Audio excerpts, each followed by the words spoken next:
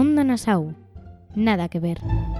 Bienvenidos, queridos oyentes, a un nuevo episodio del programa Culo de mal asiento en la emisora Onda Nassau, espacio sonoro de aprendizaje en el Instituto Juana I de Castilla, en Tordesillas, Valladolid.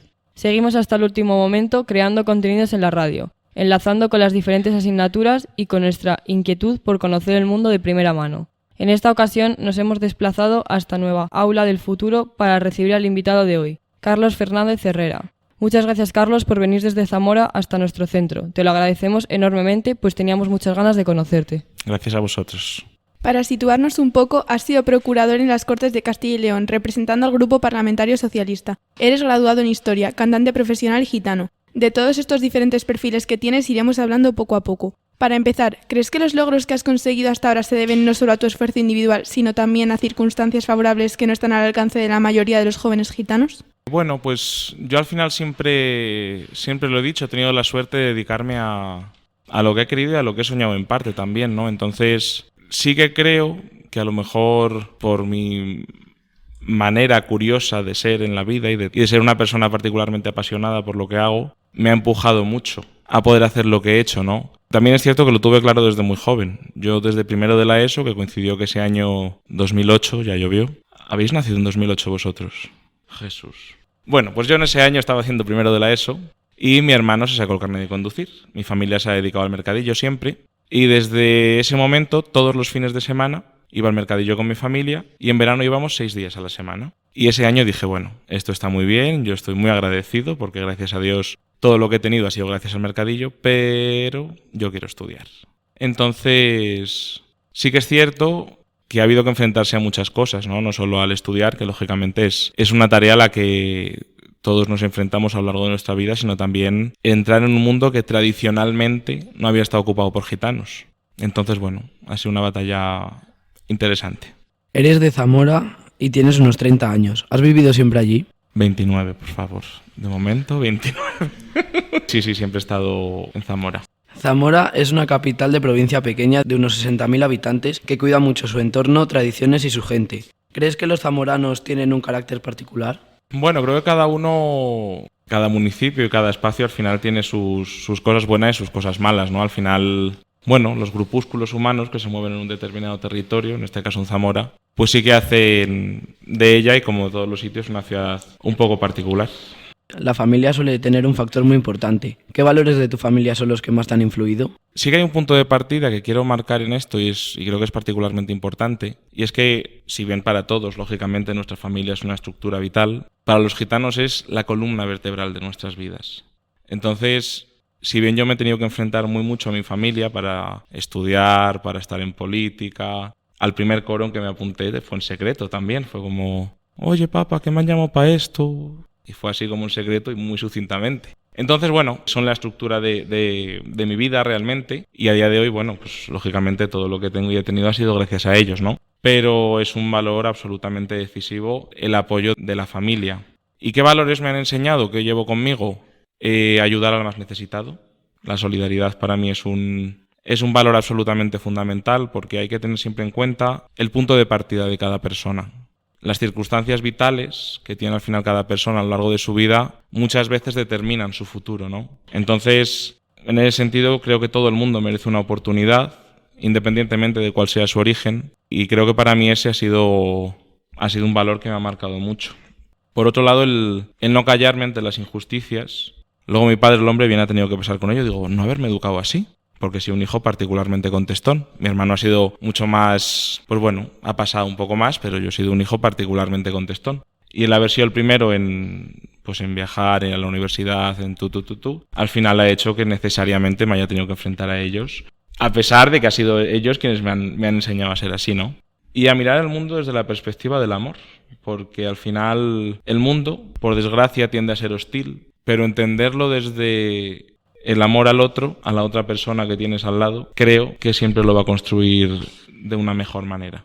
Como eres muy joven, no te queda lejos la adolescencia. Imaginamos que pasarías por las mismas preguntas que nosotros nos cuestionamos a veces. Cómo sentirse a gusto con los amigos, qué hacer con nuestra vida, cómo superar miedos, pereza. ¿Cómo has gestionado hasta los 18 esos sentimientos e inquietudes? Pues bueno, como bien dices, sigo siendo muy joven, lo cual agradezco extraordinariamente. Yo es lo que os decía también, ¿no? Al final, yo sí que recuerdo un año que fue absolutamente horrible académicamente, que fue tercero de la ESO. Yo tenía claro que yo era de humanidades, yo era un humanista como la copa de un pino, y en aquel año yo tenía física y química, biología, unas matemáticas que dije yo, sé sumar, porque me planteé, ¿sé sumar? Pues a veces yo pensaba que no, fui a septiembre y al final la saqué. A pesar de todo, yo decía, bueno, mejor esto que el mercadillo. Entonces, aunque muchos días decía, no sé a qué voy, por suerte al final fui encontrando mi camino. Cuarto de la ESO fue, en comparación a tercero, un camino de luces y por ahí me fui encontrando. Luego no os preocupéis, al final la vida, iréis viendo, ahora veréis la selectividad, que justamente la están haciendo hoy, como un abismo absoluto y horrible. Pasará el tiempo y diréis, pues esa poca cosa era la selectividad. Pues sí, y al final, conforme vaya pasando el tiempo, iréis relativizando todas las cosas que ahora os parecen complicadísimas, como es normal. Yo cuando estuve con vuestra edad, unos añitos, pues al final también entendía que estaba en el punto más complejo de mi vida. Pero cuando vas creciendo, todo lo relativizas. Para hacer esta entrevista hemos mirado los datos que ofrecen dos documentos. El primero, estudio comparado sobre la situación de la población gitana en España en relación al empleo y la pobreza, y después la brecha laboral de la población gitana con especial atención a la realidad de las mujeres gitanas, ambos elaborados por la Fundación Secretario Gitano. Los dos coinciden en que solo el 17% de la población gitana termina ESO o estudios superiores, frente a un 77% de la población general. ¿Por qué en tu familia se decidió que tú ibas a estudiar? Yo recuerdo que en segundo, tercero de la ESO me dijo mi padre, si no apruebas te quito del instituto. Yo dije, vale, pues hay que aprobar, no cabe otra cosa. Y conforme fue pasando el tiempo, a pesar de que ese tercero de la ESO fue absolutamente horrible, pues poco a poco, también en base al entusiasmo que iban generando las asignaturas que iba teniendo, pues me fueron haciendo mejorar académicamente también. Sí que es cierto que fue un pequeño caballo de batalla ir a la universidad, porque al final yo soy de Zamora, tenemos un campus de la Universidad de Salamanca, pero solo con magisterio, ingenierías, enfermería y relaciones laborales y recursos humanos. ¿Yo quería hacer algo de eso? No. Yo quería hacer historia del arte, eso lo tuve claro desde que muchos días no iba a hacer los deberes porque me iba a ver iglesias y la catedral. Ahí dije, vale, creo que estoy encontrando lo que quiero en la vida. Y desde ese momento lo tuve claro. Iba y venía todos los días en autobús porque al final el niño estudia muy bien, pero que duerma en casa. Esa sí que fue una premisa que mis padres me pusieron desde el principio y luego tuve el conservatorio en Zamora, con lo cual no me daba tiempo a poder quedarme allí. Como digo, ahora lo relativizo, en el momento ir y venir todos los días era absolutamente tedioso, porque Pero bueno, ya estamos aquí, el tiempo al final va pasando y seguimos vivos, que es lo más importante. ¿Cómo recuerdas tu paso por la escuela y por el instituto? ¿Fue una buena experiencia? Sí, la verdad que tuve una educación como el resto de niños y niñas y siempre con una convivencia absolutamente pacífica. Aunque los informes mencionados dan algunas razones de esta brecha, ¿cuál es tu opinión personal? Pues mira, yo siempre hablo de mi experiencia personal, que al final es de lo que uno más conoce, ¿no? Yo recuerdo cuando empecé en las aulas de la Fundación Secretariado Gitano, allí en Zamora, en 2009, y yo estaba en segundo de la ESO y no había alumnos por delante académicamente. Ahora echamos la vista atrás y en Zamora, hablo de Zamora Capital porque lógicamente es lo que más conozco. En Zamora Capital somos, porque yo sigo estudiando, estoy haciendo un doctorado, con lo cual sigo estudiando. Somos más de 25 los que estamos en estudios posobligatorios, quedan 6 personas, hemos terminado la universidad. En fin, es un proceso, es un cambio lento pero continuo, lo cual creo que es fundamental. Entonces, si bien los datos no son particularmente halagüeños, al final las realidades poco a poco van cambiando. En relación con la Fundación Secretariado Gitano, sabemos que estás vinculado a ella. ¿Qué función tiene? ¿Cómo se sostiene? Yo actualmente soy el coordinador territorial de Zamora. Es decir, la fundación es una entidad, es una ONG, fundada en el año 84. Actualmente somos en España unos 1.500 trabajadores, con presencia en 72 sedes diferentes. En Zamora, la sede de Zamora la coordino yo. Como ONG que se nutre de fondos públicos y privados, y el objetivo es la promoción de la población gitana. Lógicamente, si una persona no gitana viene a solicitar nuestra ayuda, se la daremos, como no puede ser de otra manera. Porque al final, o así lo entiendo yo al menos, una entidad social, el objetivo que tiene que tener es ayudar al otro, independientemente. Lógicamente, nuestra prioridad va a ser el pueblo gitano como Fundación Secretariado Gitano que somos, ¿no? Pero nunca dejamos a nadie a un lado por el hecho de no ser gitano. Supongo que mandar de vez en cuando, por eso de ser el coordinador, cargarme toda la parte de gestión y toda la parte administrativa correspondiente a Zamora y creo que con ambición, que también es importante buscar crecer siempre. ¿Qué te gustaría que la sociedad española entendiera mejor sobre los gitanos y viceversa? Pues mira, creo que hay una cuestión fundamental y es que cuando se habla, por ejemplo, de incluir la historia y cultura del pueblo gitano en los libros de texto, no deja de ser parte de la historia de España. Precisamente el año pasado se han celebrado los 600 años de la llegada del pueblo gitano a España y parece como un apéndice aparte. Sin embargo, son 600 años de convivencia y de coexistencia en un mismo espacio.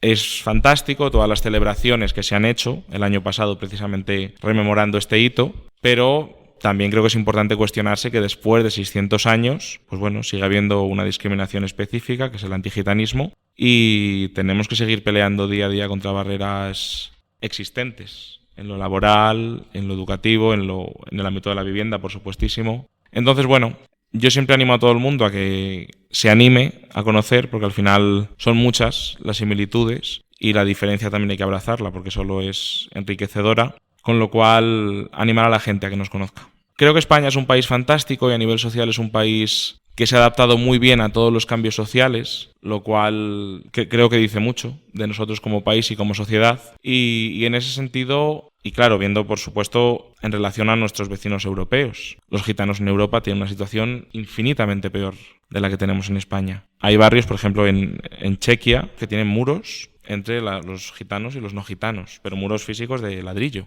y de hormigón. Por suerte, estamos avanzando hacia un futuro mejor. Yo creo que a eso, a que se pone el espejo, un espejo social, digamos, y se reconoce en el otro todos los errores que no queremos reconocer como sociedad. ¿Crees que hablar únicamente de discriminación puede ocultar problemas internos que también deberían debatirse dentro de la comunidad gitana? Pues hombre, parcialmente. Creo que el pueblo gitano tiene una serie de objetivos internos que cumplir, absolutamente. Ahí sí que estoy absolutamente de acuerdo y yo siempre lo digo, que la educación será el motor de cambio del pueblo gitano, porque será lo que nos permita tener un espíritu crítico sin perder nuestra identidad como gitanos y gitanas. Yo hay una cosa que digo muy reiteradamente, porque con esto de estudiar muchas veces el comentario era esos de payos, pero realmente no te dan un carné de gitano ni de payo por ir a la universidad o por no ir. Estudiar es de todos y es la decisión de cada uno. Que pueda haber diferentes casuísticas sociales que nos empujen de una manera u otra hacia un sitio o hacia otro, ese es otro debate. Pero lo que sí que es cierto es que para mí ese va a ser y es sin duda el motor de cambio del pueblo gitano.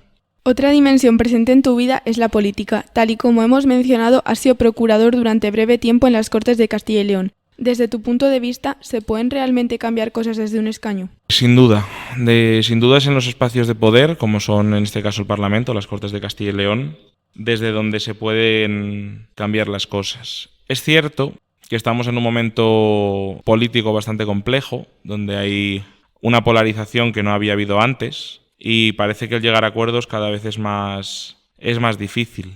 Pero aun con todo creo que tenemos que persistir y perseverar y seguir peleando y creyendo en que la política primero es lo que rige nuestras vidas. Todo es política, hasta poner una farola en una calle o en otra es política, porque es muy fácil ponerla aquí en Santa Clara, por ejemplo, pero en un barrio segregado también hay que ponerla. Entonces, todo es política, al final. Y sí, sin duda, desde los escaños se puede hacer mucho. ¿Crees que existe el riesgo de que algunos políticos utilicen la diversidad étnica como elemento de imagen más que como compromiso real? Sí, pero eso siempre ha pasado además y con los gitanos muy en particular. Ha sido una moneda de cambio durante muchísimo tiempo con la que se ha jugado. Y suele pasar en general, hablando de cualquier discriminación, pero ¿cómo voy a ser racista si tengo un amigo negro? ¿Cómo voy a ser homófobo si tengo un amigo gay? Entonces, ese tipo de afirmaciones que se pueden tener como absolutas para muchas personas, también se pueden trasladar a la política. Y es un problema. El ejercicio que tenemos que hacer todos y todas, porque al final vivimos en una sociedad que nos educa a todos y a todas hacia ser machistas, homófobos, racistas. ¿Por qué? Porque el sistema es así. El sistema nos enseña que están los de arriba y están los de abajo, que están los blancos y los no blancos. Entonces, el ejercicio que tenemos que hacer constantemente, que ahí está la complejidad, claro, es de construirnos, cambiar nuestra manera de ver las cosas y de ver la sociedad y cambiar nuestro planteamiento de la vida. Lógicamente, esto implica querer conocer y ese es el ejercicio complejo que hay que querer hacer. La música. ¿Cómo son los inicios y en qué géneros? Pues bueno, la música es una parte para mí. La música y el arte son el motor de de mi vida, porque a partir de ahí entiendo todo lo demás, o así lo intento al menos, pues fue de una manera absolutamente, nada épica. En segundo de la ESO, la profesora de música, que fue el primer año que teníamos en la ESO, nos daba unos CDs con audiciones de distintas épocas para luego en un examen dices qué obra es, qué autor, no sé qué. Y yo me acuerdo que decía, si a tanta gente le gusta esto, después de 400 años, tiene que tener algo. Yo en aquel momento no se lo veía, claro. Y ese año recuerdo que iba a la biblioteca todos los miércoles, que era el día que no iba al mercadillo, y cogía unos CDs de lo mejor de Bach, lo mejor de Händel, lo mejor de Mozart, y me los iba grabando en el ordenador. Y poco a poco fui descubriendo ese océano maravilloso que es la música, que es la ópera, por supuesto. ¿En qué agrupaciones musicales has cantado este curso y qué proyectos tienes a corto plazo? Estoy en el coro del Teatro Calderón de Valladolid con mi querido Jesús, que lo tengo aquí enfrente. Y para este año, ¿qué proyectos? Pues mira, me voy a ir a Barcelona a hacer unas pruebas a Sabadell. Hay un concurso que se llama el concurso Mirna la Cambra, que es para la Ópera de Cataluña. Se monta una ópera en un mes y medio, entre septiembre y octubre, y se va a montar Elisir d'Amore de Donizetti. Luego en diciembre sé que canto una ópera de temática navideña, compuesta de cero. No sé ni qué canto, ni qué papel hago, ni nada, pero sé que voy a cantar. Y luego en junio del año que viene, otra ópera que se va a hacer por el Cerco de Zamora, que esto no sé si lo podía decir, pero bueno, ya os lo he dicho. Se va a hacer una ópera al Cerco de Zamora y voy a ser uno de los protagonistas. Luego conciertos que vayan saliendo, clases, masterclasses. Carlos, ¿qué sientes cuando cantas? ¿Se puede expresar con el canto algo diferente a cómo expresar con otros lenguajes? Al final, el arte y la manera que tengo de entenderlo es un motor sin palabras. Todo lo que se puede decir cantando no se dice hablando, a lo mejor escribiendo. Al final el cantar, fisiológicamente, necesitas todo el cuerpo, porque necesitas una respiración que te conecte con todo el cuerpo y estar todo tú cantando, ¿no? No solo la voz, sino todo el cuerpo.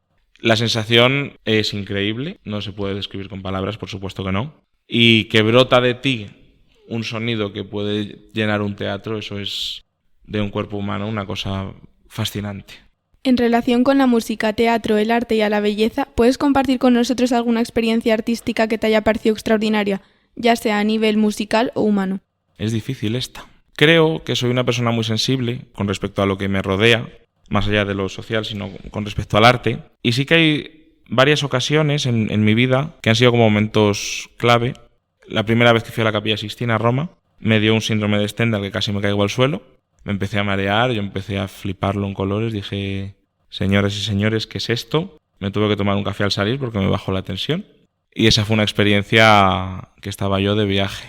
Las veces que he podido ir al Teatro Real, la ópera es una inversión. Yo sí que eso lo digo siempre, porque ir a un partido del Madrid-Barça te puede costar una entrada 200 euros, ir a la ópera puedes ir por 100, y lo recomiendo a todo el mundo porque es una inversión. El sonido en directo siempre es increíble, y si coincide que tienes un elenco de cantantes bueno y una buena orquesta, lo vas a flipar, porque al final es una sensación casi mística. Y sí que recuerdo, claro, fue la primera vez que iba al Teatro Real también, entonces ese componente también es guay. Una ida de Giuseppe Verdi en el palco, justo al lado del palco real, porque era un preestreno joven. Yo recuerdo estar las 3 horas de la ópera llorando todo el rato sin poder parar de llorar. Dije, bueno, algo estaré sintiendo aquí. En Torre del Lago es un festival que se organiza todos los veranos cerca de Viareggio, en un pueblo de Italia, que es donde está enterrado Giacomo Puccini, un compositor de ópera increíble. Y el año pasado representaron una Tosca, que todo, la escenografía, la música, los cantantes, fue tan extraordinario que igual me quedé un poco en el sitio y fue una de las experiencias más guays que he tenido también. Carlos, si tuvieras que definir la belleza desde tu experiencia vital, ¿cómo la definirías? La belleza es un término complejo, en general, tanto a nivel artístico como casi filosófico, ¿no? Yo más que describir belleza, describiría arte. Y el arte es, al final, creo que una manera de entender el mundo, de entender la realidad. Desde tu punto de vista, ¿el arte nos puede hacer mejores personas? Siempre. Nos vamos acercando al final de la entrevista y como ya te avisó Susana, no puedes irte sin que te oigamos cantar, pues nos han dicho que eres un prodigio. Pues un trocito del No puede ser de Sorozábal, de la Tabernera del Puerto. No puede ser, esa mujer es buena. No puede ser una mujer malvada. En su mirar, como una luz singular, he visto que esa mujer es una desventurada. No puede ser una vulgar sirena que envenenó las horas de mi vida. No puede ser porque la vi rezar, porque la vi querer, porque la vi llorar.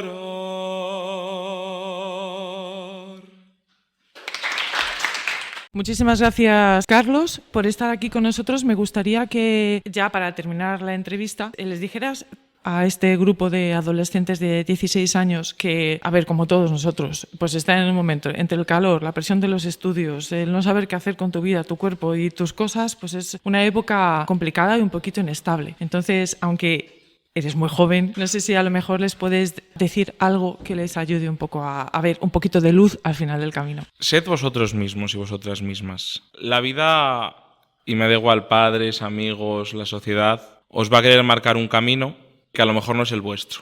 Suena muy Mr. Wonderful, pero perseguir los sueños es muy importante, porque al final pasar toda la vida haciendo lo que uno no quiere es de un amargor y de una amargura insoportable. Al final, encontrarse a uno mismo es difícil en la vida porque estáis a 2 años de hacer la PAU, qué voy a hacer, qué carrera, FP, y uno al final le cuesta encontrarse, lógicamente. De manera consciente o inconsciente iréis encontrando vuestro camino. Os tocará enfrentaros a mucho y a muchas personas muchísimas veces. Lo más importante es que vosotros, con vosotros y vosotras mismas, seáis felices, estéis conformes, durmáis tranquilos y tengáis una vida pues lo más plena posible dentro de la complejidad que tiene consigo. Así que os animo a ser vosotros, a perseguir vuestros sueños y a ser lo que queráis ser.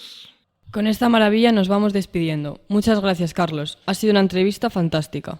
Gracias a vosotros. Nos encontramos en la emisora Onda Nassau en el Instituto Juana I de Castilla. Desde micrófonos saludan Martina, Bruno y Aroa, con Alba, Reda y Asan en controles técnicos. Recuerda que puedes seguir nuestros contenidos en Spotify, YouTube, en Instagram, Facebook y Twitter. Gracias por escucharnos y hasta pronto.